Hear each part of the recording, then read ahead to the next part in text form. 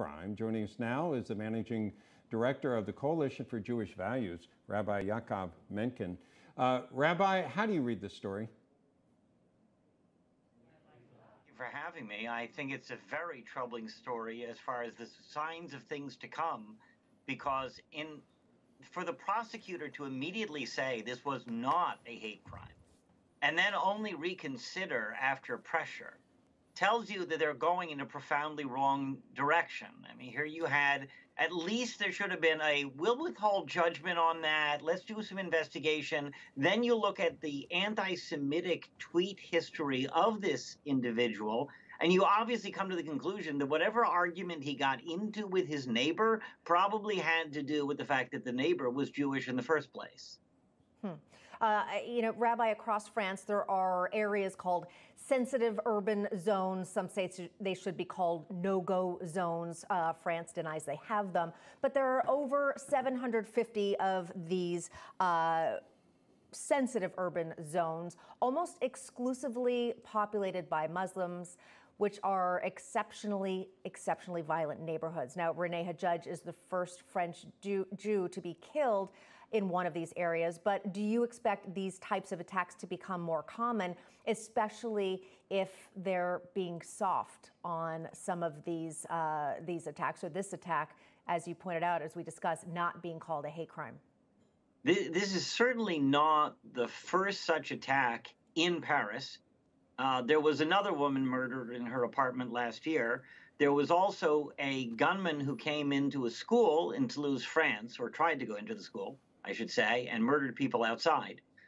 So there's actually a history of these crimes increasing over there.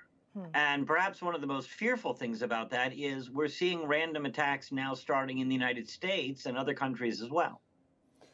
There was a similar incident happened 5 years ago. A Jewish woman named Sarah Halimi, I believe that was her name, you can correct me if I'm wrong, was murdered by her neighbor, a Muslim man. And again, throwing her off a balcony in Paris. Is this, there's been, I'll just reflect on the history in France and elsewhere in Europe over the past couple decades. There have been a lot of Muslim communities that have been established in places like France. And apparently this is playing a role. Is there anything that stops that tension from boiling to the point that we're seeing here?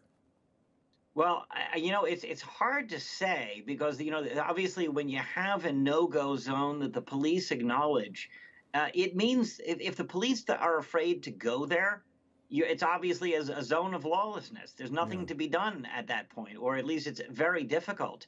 Unfortunately, we've created a situation where a person is called Islamophobic if they are anti-terrorism. A perfect example of that is what was done to Lauren Boebert, I think it was earlier this year or maybe last year, where she made a joke about Ilhan Omar's support for terrorism, and she was promptly condemned as Islamophobic. If we can't manage to point out that there are 36 Muslim radical terror organizations, and that those people who ally themselves with those organizations as compared to Muslims at large, the people who are allied with these terror organizations are a danger, then we are lost. Then we have lost our civilization.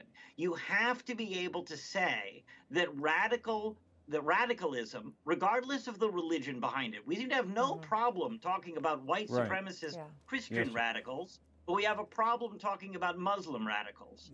In order for civilization to continue, we need to be able to say we are against radicalism, regardless of what philosophy is behind it. All right, Rabbi Yaakov Menken, really appreciate your perspective. Thanks for being with us.